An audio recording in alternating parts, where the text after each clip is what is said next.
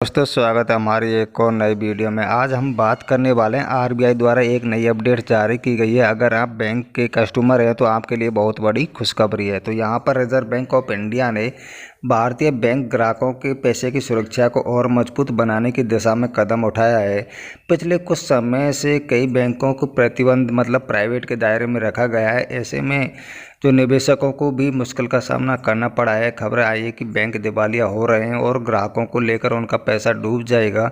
तो आरबीआई भी ऐसी स्थिति में सख्त कार्रवाई करते हुए बैंक से डिपॉजिट निकालने की एक समय सीमा तय कर देता है। तो याद होगा महाराष्ट्र के पीएमसी बैंक मामले में ऐसा ही कुछ हुआ था, जिसे आपने देखा होगा। लेकिन अब आरबीआई ने एक ऐसा महत्वपूर्ण कदम उठाया है कि जिसे लेकर बैंक भी न डूबे और उसकी आर्थिक स्थिति का भी पता चलता रहे। तो इसको लेकर आरबीआई ने एक नया ट्रैकिंग सिस्टम बनाया है। तो आरबीआई का यह नया tracking system ICMTS integrated compliance management and tracking system लागू करने जा रहा है।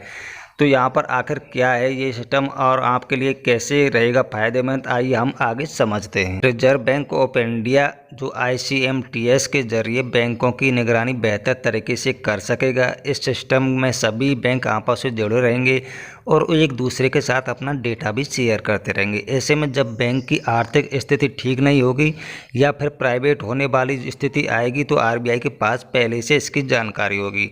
आरबीआई की सालाना रिपोर्ट के मुताबिक यह एक वेब इंटरफेस होगा। सभी बैंक और NBFC non banking finance companies आपस में जुड़े रहेंगे। इसके अलावा मान के चलिए कोई भी बैंक प्राइवेट की स्थिति में आ जाता है तो आरबीआई भी इस पर कदम उठा सकती है। तो ICMTS सिर्फ बैंकों के डेटा को एक्सचेंज करने के लिए नहीं होगा, इससे दूसरे सेक्टर की आर्थिक स्थिति का भी पता चलता रहेगा। आरबीआई को इस बात की जानकारी मिलती रहेगी कौन से सेक्टर में आर्थिक रूप से मजबूती देने की ज़रूरत है। तो इससे आरबीआई को ऐसे सेक्टर को बेहतर बनाने में तेज़ी से काम करने में मदद मिलेगी, साथ ही जल्द कदम उठाने में उसको सेक्टर में कंपनी के लिए फ़ायदेमंद साबित हो। अगर कोई भी बैंक प्राइवेट होता है तो हमारा जो पैसा है वो कितना यहाँ पर डूबता है, तो इसके बारे में जो यहाँ पर DICGC एक्ट 1961 की धारा 16(1) के तहत अगर कोई बैंक डूबता है या दिवालिया होता है तो ग्राहक के डिपॉजिट पर भी 5 लाख रुपए का तक ही आरबीआई लौटाएगा। हालांकि यह बात पर भी निर्भर करता है कि आपके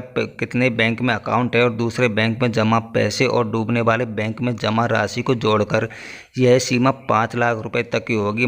साफ है कि अगर दोनों जोड़कर 5 लाख से ज़्यादा है तो सिर्फ 5 लाख ही सुरक्षित माना जाएगा। तो दोस्तों वीडियो कैसी लगी तो आप मुझे कमेंट करके बता सकते हैं। ये न्यूज़ जो ऑफिशियली आरबीआई द्वारा जारी की गई है तो इसका आप चाहें तो नीचे डिस्क्रिप्शन में एक लिंक दे दूंगा, वहाँ पर आप देख सकते हैं कि ये कोई फेक न्यूज़ नहीं है, ये सिर्फ ऑफिशियली न्यूज़ है। तो दोस्तों वीडियो अच्छी लगी तो वीडियो को लाइक और चैनल पर पहली बार आए तो चैनल को सब्सक्राइब जरूर।